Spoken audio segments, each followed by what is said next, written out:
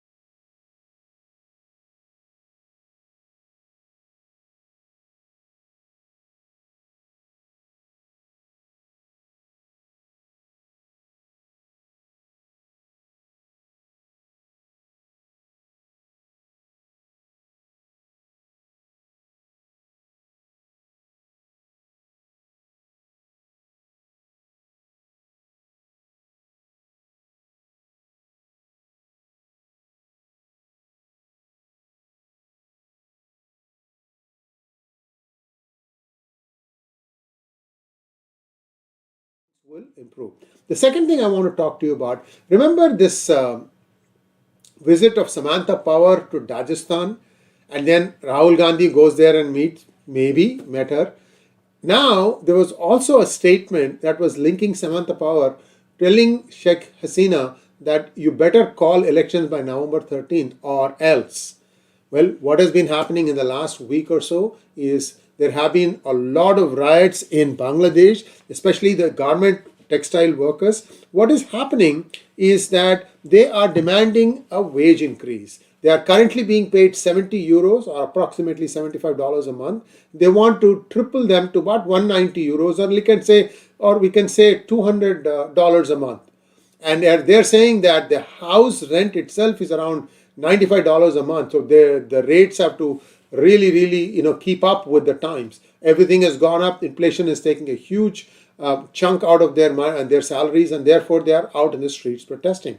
The interesting thing here about these protests is yesterday there was tear gas shells to break up the crowds, but what one saw was the crowds carried sticks, they carried stones. So if this is a spontaneous protest, how come they are having sticks and stones? And also, workers don't, most of them are women. 90% I heard are women workers. But what we saw on the streets were men, especially, teenagers. So what gives, guys? Is there a connect between those two events? You do the math. You connect the dots. I'm not going to say anything. All I see is a very interesting trend. As if this is not enough, you have to also understand one more thing. I don't know how many of you followed this, but after COVID, the Tirupur mills, the cotton mills, the textile mills in Tamil Nadu were, requesting people from Bangladesh to come and work in their mills because situation had improved in Bangladesh, and therefore many people were not returning back post-COVID to their old jobs. And while they were doing that, the Bangladesh government also allowed some of these new mill owners in Bangladesh to be from India. So what happens is, if you can't get labor to where you are running your factory, you take your factory to the place where you can get labor.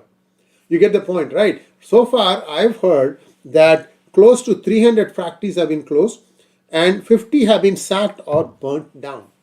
Somebody needs to do some comparison to see whether the factories that are burnt down, who are the owners of those? Whether it is something to do with the fact that the owners are Indian. Again, this is something that I'm just asking the questions here. I'm not drawing any conclusions, but is there a method in this madness? Is there some targeting going on? These days with computers, sitting anywhere in the world, you can come up with these correlations and say, take this particular mill, burn it down, because that will cause the maximum impact, and so on and so forth. Most of the rioting is happening in an area called Mirpur near Dhaka. I've given you the links. You can take a look at it and you can read about it. This is just the beginning. It's going to get ugly because I don't think the mill owners are going to allow a tripling of wages. And the protesters say that these people are making close to $55 billion a year in profits. Bangladesh's overall per capita income has been going up. In fact, it has been growing faster than India and Pakistan. So one can say that, look, prosperity comes, wages also will go up, inflation also goes up. But what is the end result of all this? Is there a political motive? Is there a political end that a certain interested party wants to achieve with all this stuff? Only time can tell. Thanks for watching. Please like, share and subscribe to our channel.